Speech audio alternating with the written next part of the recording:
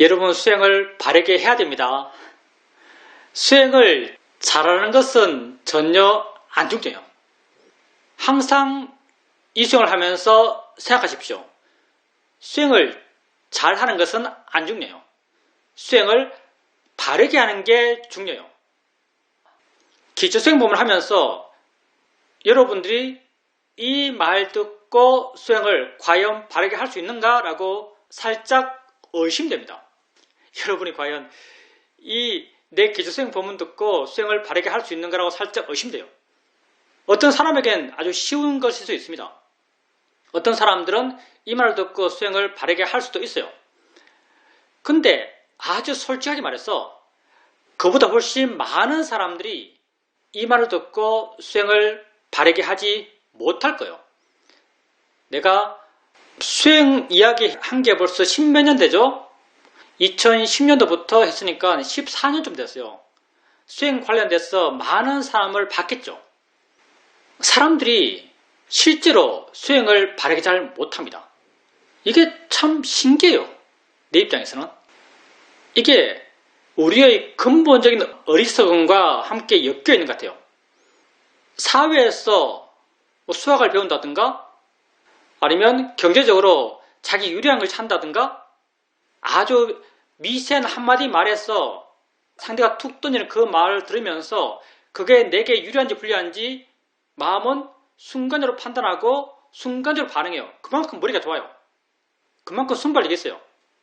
근데 우리가 이 법회에서 하고 있는 이 문제, 마음을 닦는 문제, 영적인 문제, 지적인 문제가 아니고요.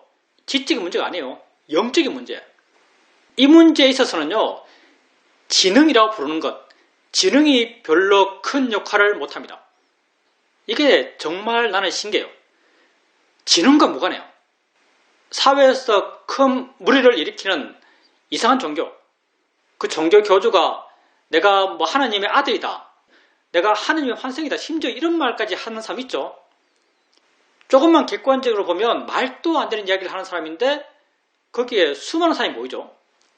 그 수많은 사람들이 초등학교도 못 갔고 이런 사람들이 아니에요. 변호사들, 의사들 이런 사람들이 수두룩합니다. 이런 영역에서는요. 그러니까 영적인 영역에서는 지능이 별 역할을 못해요. 수행도 일면 영적인 영역이라고 말할 수 있어요. 여러분이 세상에서 그렇게 똑똑하고 자기에게 유리하고 불리한 것을 아주 빠르게 판단하고 그 유리한 걸 찾겠지만 왜 그게 수행에서는 잘 못하는지 모르겠습니다. 그래서 여러분에게 내가 드리고 싶은 말씀은 수행은 정말 초등학생처럼 해라. 수행은 초등학생처럼 하세요. 무슨 말인가 하면요. 모른다고 전제 깔고요. 하나하나 하세요. 나는 못해라고 단정 짓고 한 걸음 한 걸음 가세요. 그렇게 하는 게 훨씬 더 오류를 줄일 수 있을 겁니다. 짐작을 하지 마시고요. 한 걸음 한 걸음 처음부터 하세요. 수행이란 게 단순하죠. 수행이란 건 단순해요. 이해하면 단순합니다. 수행은 나를 이해하는 겁니다. 수행은 나를 이해하는 거예요. 나를 이해함을 통해서 괴로움을 줄이려고 수행하는 거예요. 마음이 왜 괴로운가? 여러분 괴롭잖아요. 마음이 왜 괴로운가? 마음은 뭔가 알기 때문에 괴로워요. 마음이 뭔가 알기 때문에 괴로워요. 뭔가 알면서 괴로울 때 우리 괴로움의 요소는 두 가지예요. 알아지는 것, 아는 것. 대상, 마음. 우리 이렇게 불러요. 알아지는 것, 아는 것. 대상, 마음. 대상 때문에 괴로운가? 마음 때문에 괴로운가? 여기서부터 세상 사람들의 시각과 불교 수행자의 시각이 갈라져요. 세상 사람들은 대상 때문에 괴롭다고 굳건히 믿습니다. 그래서 괴로움을 줄이기 위해서 대상을 바꿔요. 세상을 바꾸죠. 보기 싫은 걸 안 보려고 그러고 듣기 싫은 소리를 안 들려고 그러고 느끼기 싫은 느낌을 안 느끼려고 그래요. 끊임없이 대상을 바꾸려고 노력해왔어요. 살아있는 내내 이 노력을 한순간 또 쉬지 않았어요. 지금도 하고 있죠. 그런데 얼마나 괴로움이 줄었는가? 감히 말하건대 하나도 안 줄었죠. 왜? 방법이 틀렸으니까. 방법이 완전히 틀렸어요. 인간이 기본적으로 이만큼 어리석습니다. 방법이 완전히 틀렸어요. 그렇게 행복을 원하는 인간이, 이렇게 행복을 원하는 인간, 한순간 또 행복하고 싶다는 자기 삶의 목적을 잊은 적이 없는 인간이 왜 행복하지 못한지를 몰라요. 잘못 알고 있는 거죠. 아예 모르면 좋아요. 진짜 아예 모르면은 바닥에서 시작해서 뭔가 바르게 찾아갈 수 있을 거예요. 근데 처음부터 잘못 알아요. 대상 때문에 괴롭다고 생각하고 대상을 바꾸기 위해서 평생을 노력해왔죠. 근데 틀렸죠. 인간은 알아지는 것 때문에, 대상 때문에 괴로운 게 아니에요. 인간은 대상을 알고 있는 마음, 반항하는 마음 때문에 괴롭습니다. 내가 미얀마에서 수행하다가 바깥에 개 2마리가 싸우면서 아주 큰 소리를 낼 때 그 소리에 대해서 마음이 차분해요. 근데 법당에서 소근거리는 수행자들의 아주 작은 소리에 불같이 화가 났죠. 나는 화났고 괴로웠죠. 소리 때문에. 근데 나는 큰 소리에 더 화난 것이 아니고 작은 소리에 더 화가 났어요. 그럼 나는 과연 소리 때문에 화났는가? 아니면 소리에 대한 내 마음의 태도 때문에 화났는가? 소리에 대한 내 마음의 태도 때문에 화났습니다. 나는 대상 때문에 괴로운 게 아니에요. 나는 대상을 향한 내 마음 때문에 괴로워요. 그래서 우리는 수행합니다. 왜? 무엇을 위해서? 대상을 향한 내 마음을 바꾸기 위해서. 어떤 식으로 바뀌어져야 한다는 것은 이미 정해져 있어요. 부탁해서 가르쳤고 그 이후 수행하는 사람들이 실천적으로 증명해 왔습니다. 대상을 향한 마음이 어떤 식으로 바뀌어져야 한다는 것. 그래서 여러분에게 대상을 알아가는 방식을 이야기합니다. 알려 했어 알지 마시고 알아지는 것을 아세요. 그리고 가볍게 아세요. 거리감 있게 아세요. 힘주지 말고 아세요. 그냥 있다고 가볍게 인지하는 정도면 충분해요. 그리고 또 다른 게 나타나면 다른 걸로 마음을 옮기세요. 더 가볍게 알고 더 쉽게 옮긴다면 대상을 향한 바른 방향으로 마음이 변하는 겁니다. 이게 마음이 변하는 거예요. 왜 가볍게 알지 못하는가? 마음이 안 변했으니까. 왜 쉽게 못 옮기는가? 마음이 안 변했으니까. 어떻게 하면 가볍게 알 수 있을지, 어떻게 하면 쉽게 대상을 옮길지를 고민해 보세요. 그게 지혜입니다. 그렇게 고민하는 마음, 그게 지혜가 지 일을 하는 거예요. 이렇게 가볍게 알고 쉽게 대상을 옮기게 되면 마음이 점점 활기차져요. 어느 순간 내가 엉덩이 느낌 알고 있는데 이미 손의 느낌이 드러나 있어요. 이미 소리가 들리고 있어요. 나는 엉덩이 느낌 알고 있는데 소리는 누가 들었을까요? 마음이 조건되어 지가 들었습니다. 그러면 마음에 어떤 성질이 있어서 지가 소리를 들을 수 있을까요? 마음에 활발한 성질이 있기 때문에 지가 소리를 듣는 거예요. 이렇게 마음이 활발해서 스스로 뭔가를 알 때 마음이 스스로 안 대상으로 마음을 옮겨요. 또 마음이 다른 거다 하면 또 옮겨요. 또 마음이 다른가 하면 또 옮겨요. 이렇게 옮길 수 있는 마음이 변하고 있는 거예요. 그게 대상을 향한 바른 마음으로 변해가고 있는 거예요. 이렇게 해나가다 보면 마음이 대상으로부터 점점 멀어집니다. 점점 가벼워져요. 나중에는 알려 하지 않아도 여러 가지가 알아져요. 아예 대상까지 가질 않아요. 대상에 대해서 신경 쓰지 않아요. 대상이 뭔지는 알아요. 그렇지만 그것으로부터 많이 멀어져 있죠. 이것 또한 마음이 변한 겁니다. 대상을 향한 바른 마음이 되어가는 거죠. 우리가 수행 방법에서 가볍게 안다, 쉽게 대상을 바꾼다, 수동적으로 안다, 무의지적으로 안다, 이렇게 알아차리는 방식의 변화를 이야기해요. 근데 이 변화가 다 뭔가? 이 변화가 다 대상을 향한 마음이 괴롭지 않는 방향으로 변해가는 모습들이죠. 이렇게 마음이 변해가야죠. 이건 이미 붓다가 말했고 그 이후 붓다를 따르는 수행자들이 증명한 거예요. 그리고 그렇게 알아가면서 그 알아가면서 보면서 자인의 이치야. 자인의 이치란 말은 내가 하는 것이 아닌 나와 무관하게 지가 스스로 일어난다 이런 의미를 내포하고 있어요.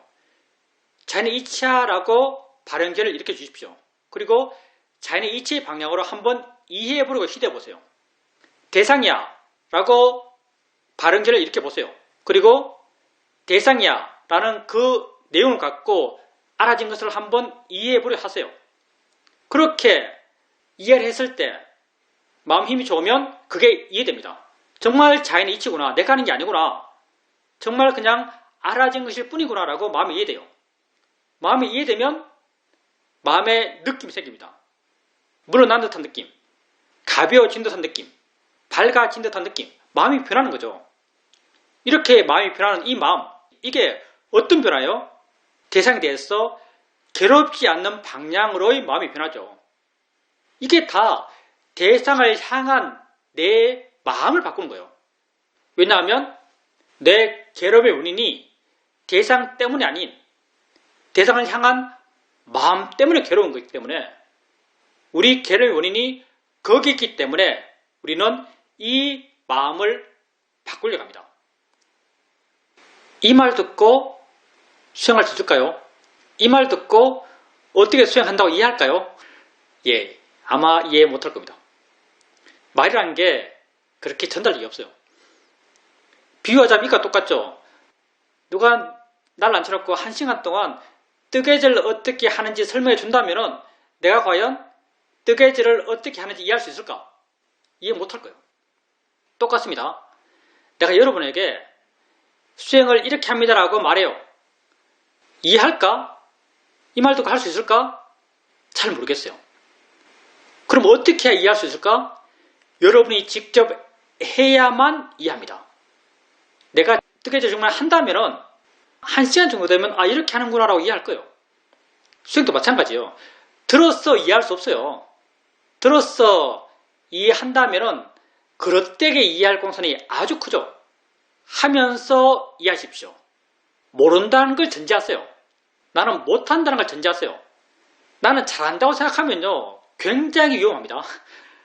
나는 잘한다고 생각하면 굉장히 위험해요. 시험인까지 와서 수행하는 사람들은 나름 수행에 관심이 있고 한국에서 수행 좀 해본 사람들이 많이 와요. 내가 시험인에서 1년 반 정도 있으면서 수많은 수행자들이 왔다 갔다 하는 걸 봤어요. 거기서 제대로 수행하는 사람, 수행을 바르게 하는 사람이 얼마나 되는가? 정말 소수였다라고 분명히 말할 수 있습니다. 정말 소수의 사람만이 수행을 바르게 합니다. 거기는 수행 방법을 아예 구체적으로 잘 가르쳐 주지도 않으니까 자기가 처음부터 다 찾아서 해야 되기 때문에 더 어렵죠. 수행을 잘하는 것은 정말 안 중요해요. 수행을 바르게 하는 것이 진짜 중요합니다. 바른 길을 듣고 바른 걸 이해하고 그 바른 길을 실천하세요.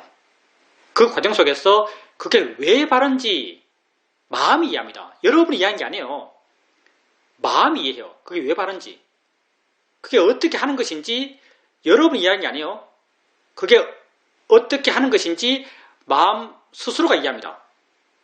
우리는 대상을 향한 마음을 바꾸려고 그래요. 왜냐하면 우리 삶의 괴로움의 원인이 대상을 향한 마음에 있기 때문에 마음이 변했을 때 그 변한 마음이 하는 일이 있어요.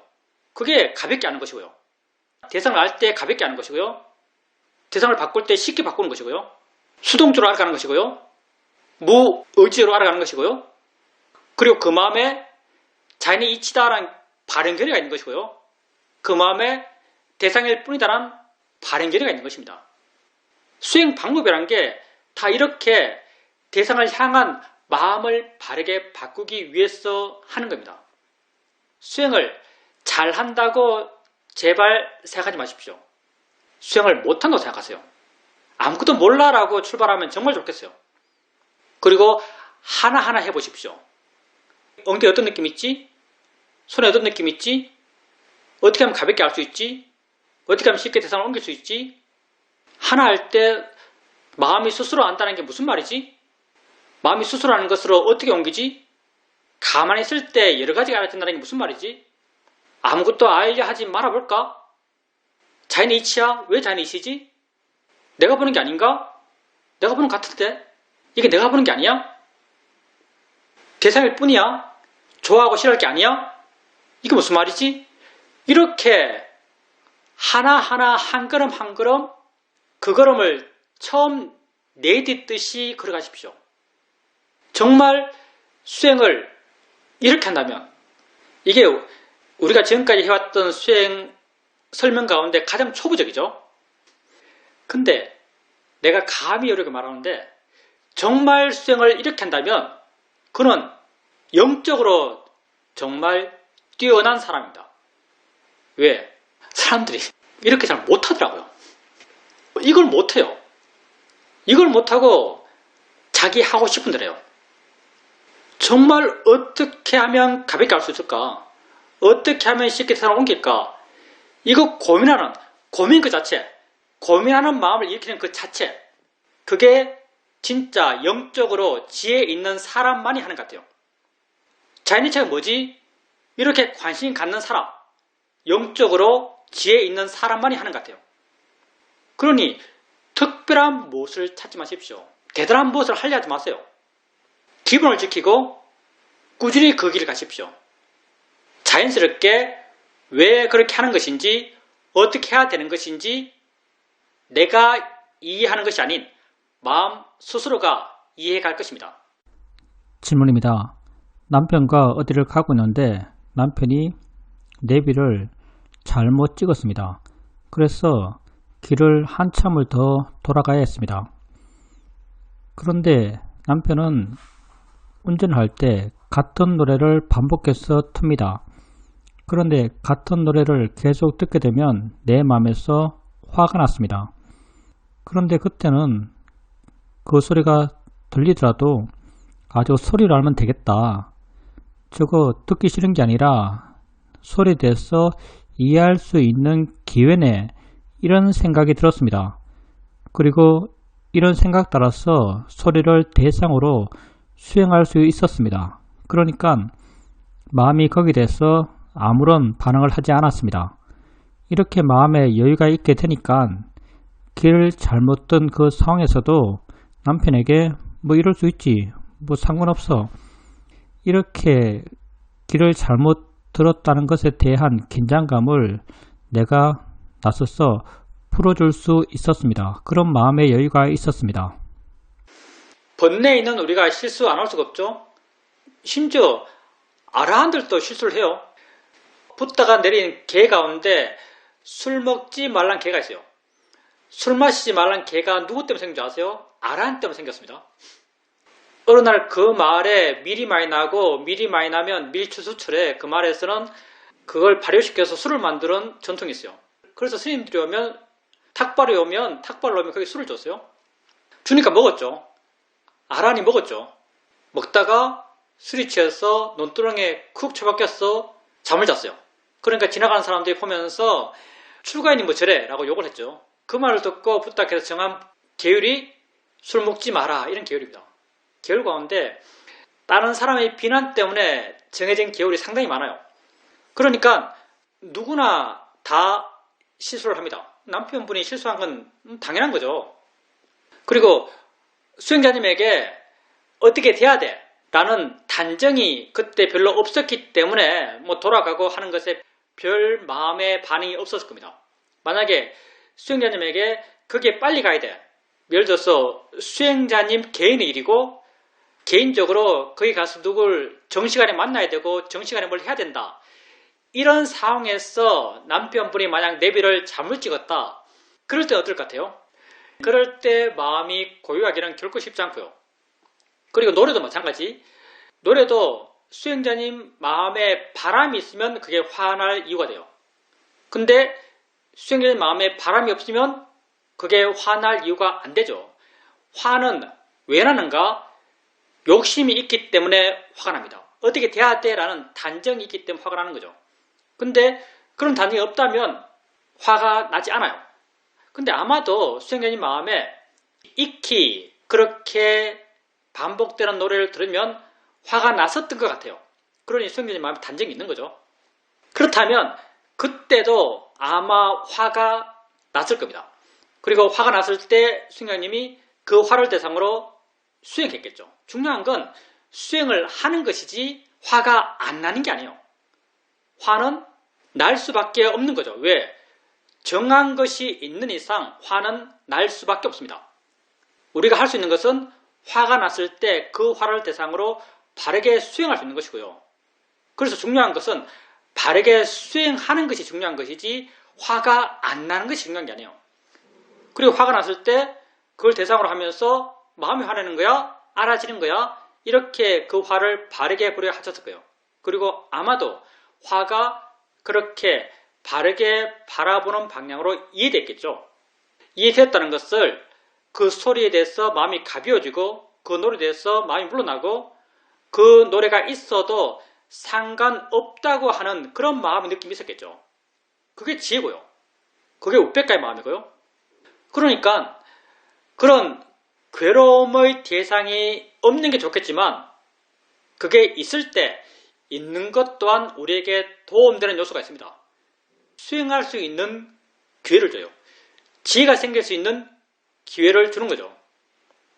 다음에도 그런 소리나 보이는 것이나 그렇게 내 마음이 반응하는 대상을 만났을 때 수행으로 그걸 대처하십시오. 질문입니다. 스님께서 기초 수행 법문에서 말씀하시는 가볍게 알아라, 자유롭게 세상을 바꾸면서 알아라, 이렇게 하는 것이 결코 실제 수행에서는 쉽지 않다는 것을 말씀드리고 싶습니다. 제가 수행하는 것이 과연 바르게 수행하는 것인지 스님에게 말씀을 듣고 싶습니다. 한 번은 내가 약속이 있어서 시간 맞춰서 나가야 되는데 아직 준비가 덜 된 상태였습니다. 그래서 바쁘게 이곳저곳 다니면서 준비를 하고 있었는데 마음이 아주 성급했습니다. 그렇게 성급한 마음을 보면서 바쁘게 움직이고 있다가 어느 순간 마음에서 이게 아닌데 라는 생각이 들었습니다. 이게 아닌데 라는 생각이 드는 순간 내가 알지 못했던 소리가 들리는 것을 경험했습니다. 내가 번뇌를 봐야 한다고 알았고 번뇌를 너무 집중해서 봤기 때문에 소리가 안 들렸나 이런 생각이 들었습니다. 그때는 워낙 바빠서 그것에 대해서 더 관찰할 여유는 없었습니다. 일을 마치고 다시 돌아와서 내 수행 상태를 돌이켜보면은 스님께서 항상 하셨듯이 가볍게 알아라, 자유롭게 세상을 바꾸면서 알아라, 무의지로 알아라, 이렇게 하는 것이 보통 때는 되는 것 같습니다. 그런데 번뇌가 아주 강할 때는 그게 되지 않습니다. 번뇌가 아주 강할 때는 수행한다고 하더라도 하나의 대상에 몰입하게 되고 하나의 대상을 계속 보게 됩니다. 그래서 물러나서 자유롭게 한다는 것이 결코 쉽지 않다는 걸 알 수 있습니다. 이렇게 되는 것이 결국 의지의 문제인데 세상에서 뭔가 정한 것이 있으면 의지는 자연스럽게 생기는 것 같습니다. 차분하게 준비해야 된다, 바쁠 필요가 없다, 이렇게 좋은 상태에 대해서 내가 이미 정해놓고 있기 때문에 의지가 없어지지가 않는 것 같습니다. 또 사이도께서 말씀하시기를 세상에 나가서 미친 사람, 중생들을 만날 때는 수행하지 않으면 나도 그 중생들처럼 함께 미쳐가기 때문에 마음을 꽉 잡고서 중생들을 만나라 라고 말씀하셨다고 합니다. 마음을 꽉 잡고 중생을 만난다는 것은 내 의지를 일으켜서 그 상태를 유지하기 위한 노력을 한다는 말입니다. 이렇게 내 의지를 일으키면서 수행하는 것과 무의지적으로 하는 것은 전혀 다른 수행의 상태인 것 같습니다. 이 두 가지를 어떻게 조화롭게 이해할 수 있을까요? 그렇게 이율배반적인 이야기를 아주 많이 합니다. 반대된 이야기도 하죠. 무의지로 알아라, 붙들어 매라, 하나는 의지가 없어라, 또 하나는 의지가 있어라, 이렇게 말하는 거죠. 그 중에 뭐가 더 옳은가, 뭐가 더 궁극적으로 옳은가 하면 무의지로 하는 것, 그게 궁극적으로 옳아요. 그러면 의지를 갖고 해라라고 하는 것은 방편적으로 상황 따라서 옳아요. 방편적으로 상황 따라서 옳습니다. 상황 따라서 옳다는 게 무슨 말인가?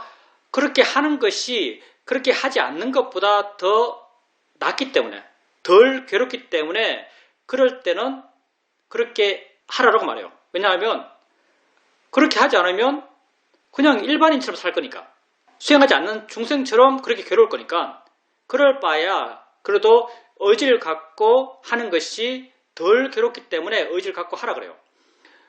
그렇게 수행자님께서 바쁠 때 막 몸이 바쁘게 움직이고 있어요. 그때 마음 상태, 바빠하는 마음을 봤겠죠? 바빠하는 마음을 계속 보고 있어요. 우선 거기에 대해서 굉장히 좋다고 말씀드리겠습니다. 바쁜 마음을 봐요.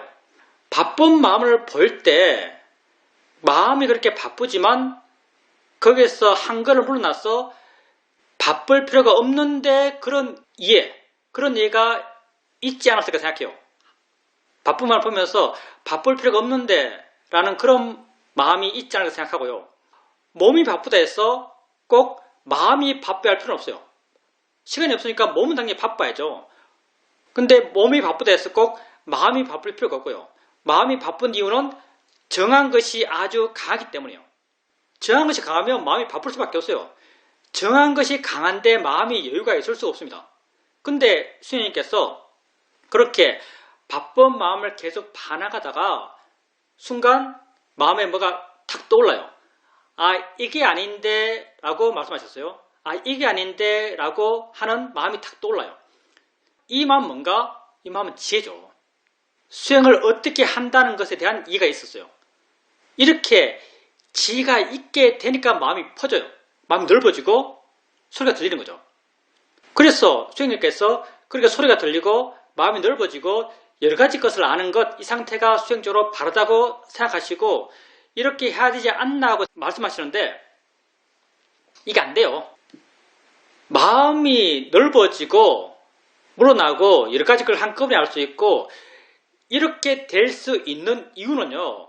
내게 알아지는 그 계기의 하나하나에 대해서 특별한 의미를 부여하지 않는 마음 상태이기 때문에 그래요. 지혜가 아주 강하면 의미 있는 것이 있더라도 마음이 넓어질 수 있어요. 지혜가 그때서 마음을 자유롭게 하거든요. 수행자님이 그때 그럴 수 있었던 것은 바쁜 마음에 대한 어떤 이해, 내지는 바른 수행 상태에 대한 어떤 이해, 그런 이해가 있어서 마음이 그렇게 넓어질 수 있었던 거죠. 근데 보통의 마음 상태에서 내가 가치 부여한 게 있고 그게 내게 아주 다른 것보다 더 잘 알아지고 있고 마음도 거기에 훨씬 더 신경을 쓰고 있어요. 이런 상태에서 자유롭게 여러 가지 것을 알 수 있는가? 알 수 없어요. 그때는 내가 보고 있는 그 하나를 바르게 이해하려고 하는 것이 훨씬 효과적이에요. 그냥 놓으려서 안 놓아져요. 왜? 집착이 있으니까. 그때는 마음이 하나에 주목한다면 그 하나를 바르게 보려고 노력하는 것, 의지를 내서 그 하나를 바르게 보려고 노력하는 것이 훨씬 더 효과적인 수행적 접근입니다. 그래서 그 바빠란 말을 보면서 마음이 바쁜가? 알아지는 건가? 바쁠 필요가 있는가? 이렇게 바르게 보려 하고 만약에 이렇게 바르게 봄을 통해서 뭔가 마음에 실제 이해가 생긴다면 그냥 마음이 뿐이구나. 알아지는 거구나. 이런 이해가 마음에 있다면 그때 마음이 넓어질 겁니다. 수행자님께서 이게 아니지 라고 어떤 이해가 생긴 것과 똑같은 거죠.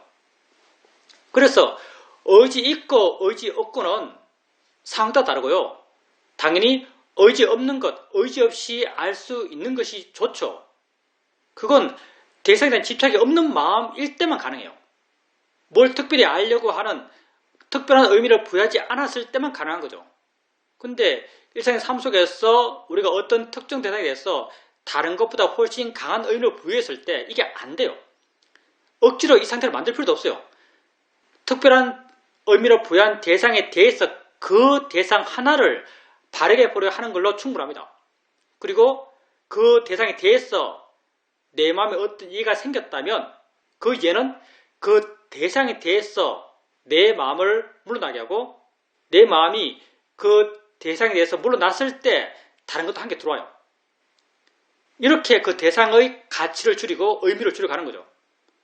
이렇게 의지를 쓸 때도 있고 의지를 안 쓸 때도 있는 거죠. 그리고 가볍게 알고 대상을 쉽게 바꾸고 무의지로 알고 이게 어렵다라고 말씀하셨는데 그게 사실 어렵다는 것도 수준에 따라서 아주 다양하게 말할 수 있습니다. 아마 수행자님이 말씀하시는 어려움은 그렇게 초보적인 어려움은 아닐 거예요. 어찌되었든 수행자님이 이렇게 하는 게 수행적 바른 길이야 라는 분명한 방향성을 갖고 그 방향으로 나아가기 위해서 이 순간순간 고민하고 실천하고 분석하고 또 실천하고 그렇게 해나가고 계시다면 수행을 아주 바르게 하고 계신 겁니다. 질문입니다. 이전에 스님의 말씀을 따라서 가볍게 알려고 하고 자유롭게 대상을 바꾸면서 알려고 했었습니다.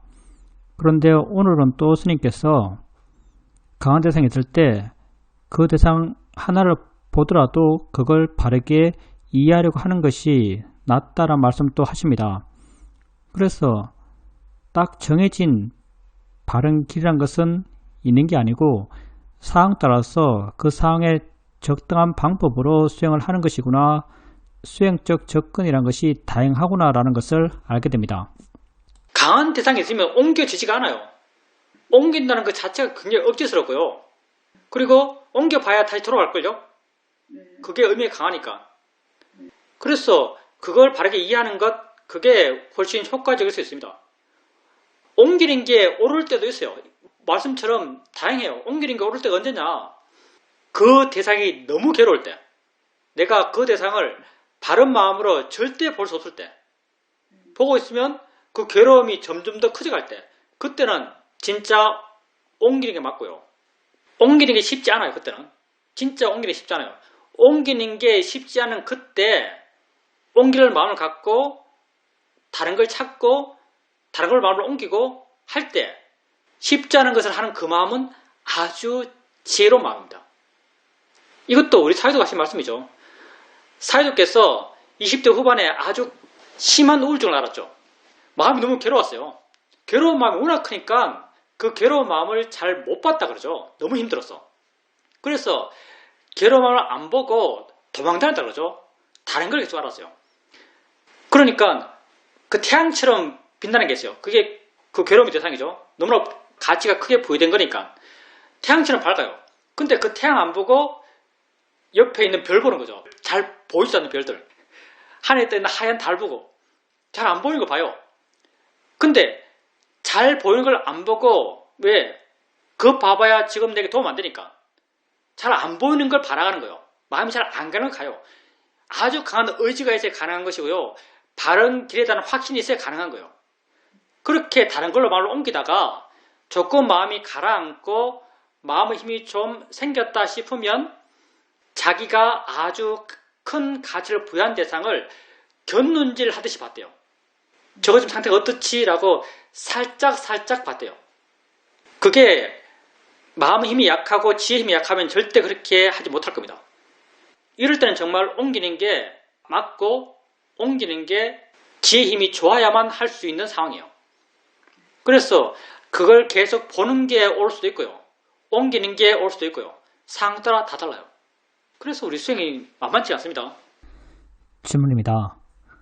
아는가 라는 것과 가볍게 안다는 것에 대해서 관심이 많습니다. 아무래도 수행을 좀 더 진지하게 할 수 있는 시간은 아침 시간입니다. 아침에 좌선을 하게 되고 1시간 동안 좌선을 하겠다고 생각하고 앉으면은 약 30분 정도까지는 아는가 라는 질문을 할 수 있습니다. 그리고 가볍게 한다는 것, 가볍게 한다는 것도 결코 단순하지 않고 참 깊은 의미를 갖고 있다라고 생각됩니다. 오늘 아침에 있었던 일입니다. 절에서 보낸 신문 같은 것이 있는데 그 신문을 펼치고 읽는데 거기에 이런 말이 나왔습니다. 우리가 찾아야 할 참 부처는 어디 있는가? 우리가 찾아야 할 참 부처는 너의 마음 안에 있다. 마음 안에 있는 참 부처를 찾아라. 이런 말이 있었습니다. 옛날에는 이런 말이 있어도 그냥 겉으로 지나갔습니다. 근데 오늘 그 말을 읽었을 때는 그 말이 어떤 의미인지가 마음에 와 닿았습니다. 그렇지라는 동요의 느낌이 있었습니다. 그래서 마음에 아주 기쁜 느낌이 생겼습니다. 아마도 수행자님께서 그 말을 듣고 우리의 참부처를 마음에 찾아야 된다. 이 말에 대해서 마음에 이해가 생겼겠죠. 마음에 그게 어떤 의미인지 마음에 이해가 생겼고 수행한다는 게 뭔지 마음에 와닿아서 그렇게 마음에 기쁨이 생겼을 겁니다. 이해해서 기뻐하는 거죠. 지혜가 있어서 기뻐한다고 말해도 틀리지 않았어요. 그게 다 지혜들이죠. 그리고 아침이 수행을 좀 진작에 할 수 있는 시간인 건 맞아요. 아침에 우리가 덜 번거롭죠. 그래서 아침 시간이 수행하기에 가장 좋은 시간입니다.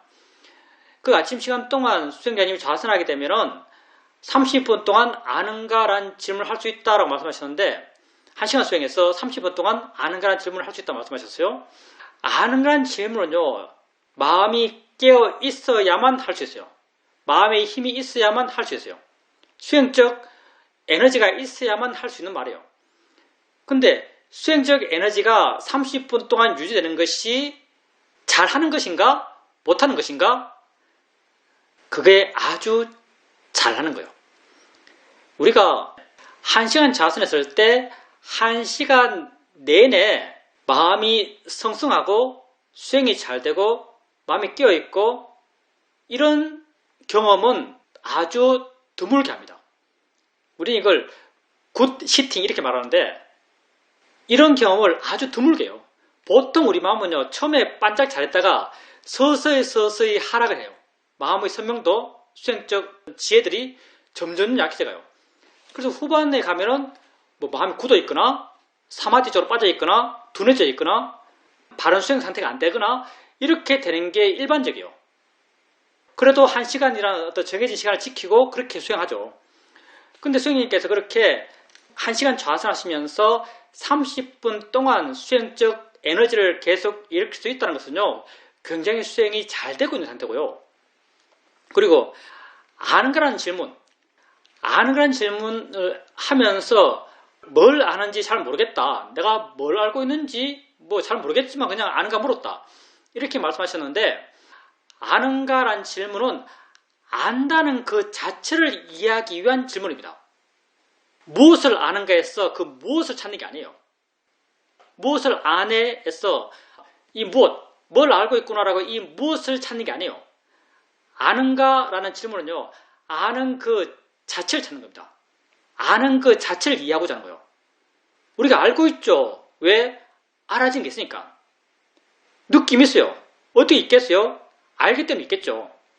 상식적인 거요. 생각하면 분명해요. 근데 과연 우리가 안다는 걸 이해하고 있는가? 지혜가 없다면 이해하지 못합니다. 생각을 하겠죠. 근데 생각하는 것과 이해하는 것은 우리 입장에서 전혀 달라요. 내가 난 지금 살아 라고 생각하고 이 명제는 너무나 당연한 참이에요. 난 지금 살아. 당연하죠. 근데 내가 지금 사는 걸 아는가? 진짜 이해하고 있나? 보통 이해 못하고 살아요. 그러니까 어제 때문에 내일 때문에 괴로운 거죠. 마찬가지예요. 내가 지금 엉덩이 느낌이 있어요. 내가 엉덩이 느낌을 알고 있나? 알고 있죠. 생각으로는 너무나 당연해요. 알고 있으니까 그게 있는 거죠. 근데 과연 내가 안다는 걸 이해하고 있는가? 이해 못해요. 그래서 우리가 마음이 좋을 때 한번 시도를 해보는 겁니다.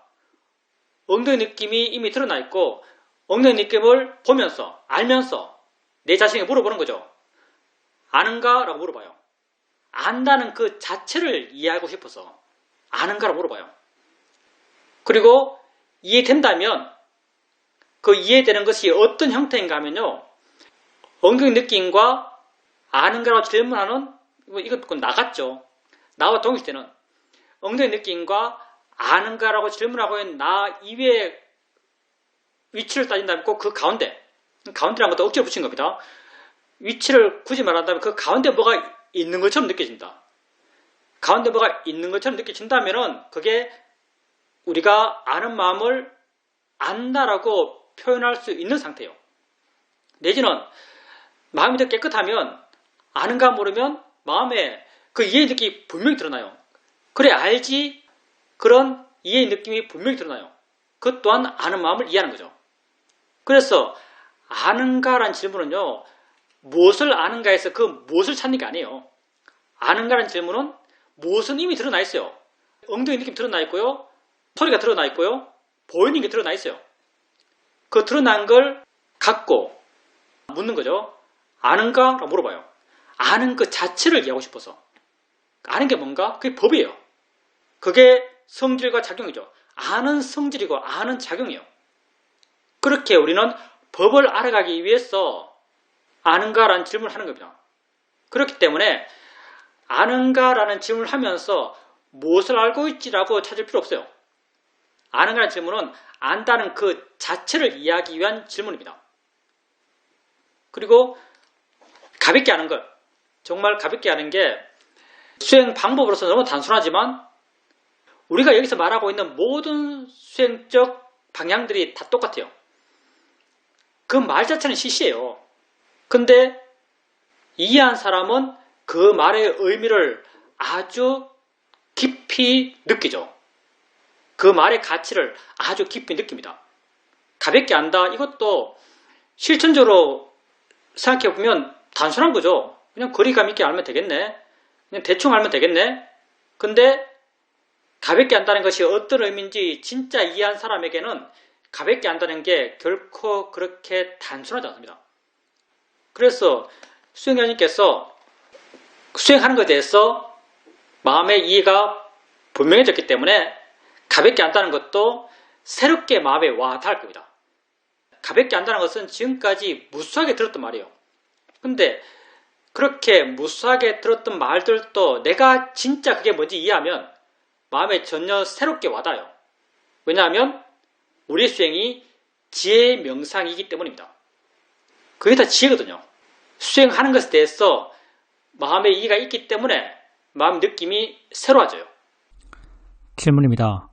아침에 좌선을 하게 되면 가끔은 마음이 밖에 나갔다가 다시 들어오기도 합니다. 마음이 밖에 나갔음을 알면 다시 현재로 마음을 돌립니다. 그러면서 알게 된 것이 현재의 마음이 계속 머문다는 것이 결코 쉬운 것이 아니구나 라는 생각이 듭니다. 정말 현재에 대한 이해가 있고 현재에 대한 관심이 있어야만 이렇게 현재에 머물 수 있다는 것을 알게 됩니다. 부탁께서 걸으면 건조를 한다 라고 말씀하신 것이 말은 단순하지만 그 의미가 참 깊다라고 생각됩니다. 스님께서도 현재, 존재, 있음 이런 말씀을 하시는데 이런 것들이 다 이런 의미가 아닐까 생각합니다. 이렇게 내 수행에 대해서 알게 되니까 전보다 훨씬 더 현재에 대한 관심이 커진 것 같이 느껴집니다. 수행에서 현재에 대한 관심이 수행에 함께 있다라고 느껴질 때가 옛날보다 훨씬 더 많아졌습니다. 오늘은 옛날에 함께 수행했던 지인들을 만나는 날입니다. 아침에 일어나서 스트레칭을 하고 시간이 안 되면은 좌선은 시간 되는 대로 해야겠다라고 생각했습니다. 그렇게 스트레칭을 하고 있는데 나는 이전에 생각하기를 지인들의 모임에 대해서 내 마음이 차분하다, 중립적이다 이렇게 믿고 있었습니다. 그런데 오늘 마음을 보게 되니까 그 마음이 들떠있고 기뻐하고 기대하고 있는 마음이란 걸 알 수 있었습니다. 마음이 이렇게 들떠있는 겁니다. 그래서 자연스럽게 다른 대상을 알면서 바르게 보려고 노력하면서 조금씩 마음을 가볍게 했습니다. 가벼워지고 부드러워지고 물러나는 마음이 되었습니다. 그렇게 돌아서서 다시 그렇게 들떠있는 마음을 한번 봤습니다. 그렇게 계속 보게 되니까 자연스럽게 마음에 생긴 이해는 그래 마음이 조건 되니까 될만하니까 그럴 수밖에 없으니까 이렇게 들뜨고 기대하고 기뻐하는 이런 마음이 생기는 거지 마음이 지가 하는 걸 내가 어떻게 할 수 있는 게 아니지 단지 나는 바르게 지켜보고 물러나고 이해하면 되는 것이다. 이렇게 알게 되니까 마음이 가벼워졌습니다. 수행하는 것이 단순해졌습니다. 그래서 그 이후로 바른 방향으로 수행을 계속해 나갈 수 있었습니다. 이건 정말 궁금한 이야기인데 어떤 분이 제게 부탁을 했습니다. 그 부탁을 받고 나는 별 생각 없이 화 없이 좋은 마음으로 기꺼이 할 마음으로 그 부탁을 모두 들어줬습니다.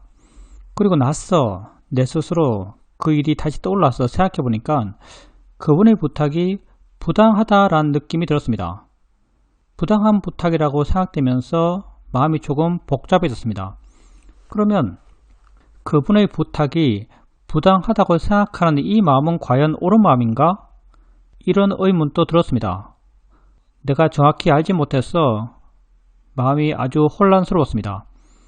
그래서 검색을 해보면서 그분의 부탁이 부당한지 아닌지를 찾아서 알아보려고도 했습니다.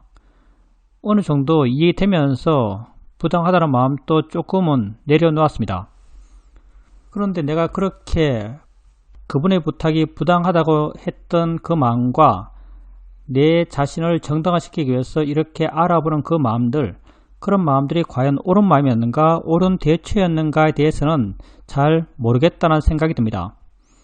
그럼 어떻게 해야 되지? 라고 생각되었고, 다음에 또 그렇게 부탁을 하면 그때 마음 조건 따라서 그때 마음을 단지 바르게 함을 통해서 바르게 판단해서 바르게 해야겠다라는 정도로 정리를 하고 있습니다. 그런데 정말 이런 상황에서 뭐가 옳고 뭐가 그르고 어떻게 해야 되는지에 대해서 상당히 막연합니다. 우리가 수행을 하고 욕심을 줄이고 마음이 깨끗해지고 세상에 대해서 좋은 마음이 생기나요? 이렇게 세상에 대해 좋은 마음이 생겨서 다른 사람의 부탁을 잘 들어주고 다른 사람을 좋게 보고 그의 의도를 선하게 생각하고 그렇게 할 수 있겠죠. 근데 만약 내 마음은 그렇게 안 나빠 보이는데 저 사람을 보면서 저 사람의 의도가 나쁘네 라고 판단해요. 저 사람이 잘못된 일을 하고 있네 라고 판단해요. 그러면 저 사람이 잘못된 일을 하고 있네 라고 하는 나의 판단이 수행을 통해서 내 마음이 좋아지는 내 수행적 방향성과 과연 어떻게 관계 설정이 되는가? 세상에 옳고 그른 건 존재해요. 세상의 옳고 그름이 있어요. 그리고 내 마음에 화가 있고 화 없는 게 존재해요. 우리가 수행적으로 하는 것은요, 마음 쪽이에요. 수행을 통해서 우리는 마음에 화 없기를 원해요. 뭘 통해서? 지금 내가 하고 있는 경험을 내 삶에서 일어나는 것을 바르게 이해함을 통해서 내 마음의 화를 줄이고 화를 없애가는 것, 괴로움을 줄여가는 것, 그게 우리 수행의 길이에요. 그러면 내가 화가 없다고 해서 세상의 옳고 그름을 몰라야 하는가? 화 없는 마음은 오직 세상을 아름답게만 봐야 하는가 하면 전혀 그렇지 않습니다. 바보가 아니죠. 화 없는 마음도 세상의 옳고 그름을 알아요. 부탁께서도 세상에 그릇된 것을 많이 지적하셨죠. 대표적으로 브라흐만이 와가지고 내가 우리 멧돼지부터 브라흐만이었고 순수한 피가 이어졌고 나는 그런 혈통을 이어받은 사람으로서 나 또한 성스럽다 이렇게 말하면 부다가 그 사람 뭐라 그러죠? 피로 인해서 사람이 선해진 것이 아니다. 그 사람의 행위, 의도 그걸 통해서 그 사람이 선해진다. 이런 말들은 그가 하는 말을 부인한 거예요. 네가 말을 잘못했다. 네가 틀렸다고 말하고 있는 거예요. 화가 없다 해서 그 사람에게 틀렸다고 말하지 않는 게 아니에요. 화가 없더라도 세상에 옳고 그런 건 존재해요. 그런 게 존재해요, 대표적으로. 근데 우리가 중생이잖아요. 중생이요. 일반적으로 거의 99%는요. 우리가 대상을 부정적으로 판단하면 그때의 마음은 화입니다. 우리가 대상에 대해서 부정적으로 말할 때 그때의 마음은 화예요. 우리 마음에 화 없이 부정적인 생각, 부정적인 판단, 부정적인 말을 할 때가 사실은 별로 없어요. 근데 우리는 이렇게 되고자 해요. 이렇게 안 되면 안 될 수 있겠죠. 안 되면 우리가 할 수 있는 것은 그때 안 되었을 때 내게 알아지는 것. 그걸 또 바르게 알려고 그래요. 이 바르게 알을 통해서 내 마음의 화를 줄이죠. 화에 대해서 가치비가 줄어들고 그 화가 일어날 수 있는 원인들을 줄여가죠.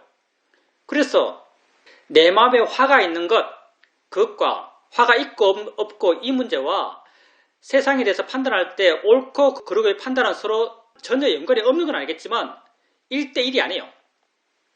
그렇기 때문에 수행자님께서 그 사람에 대해서 그 친인이 하는 부탁에 대해서 그 부탁이 부당해라고 판단하는 것이 꼭 수행자님 마음에 화가 있다는 단정은 아니에요.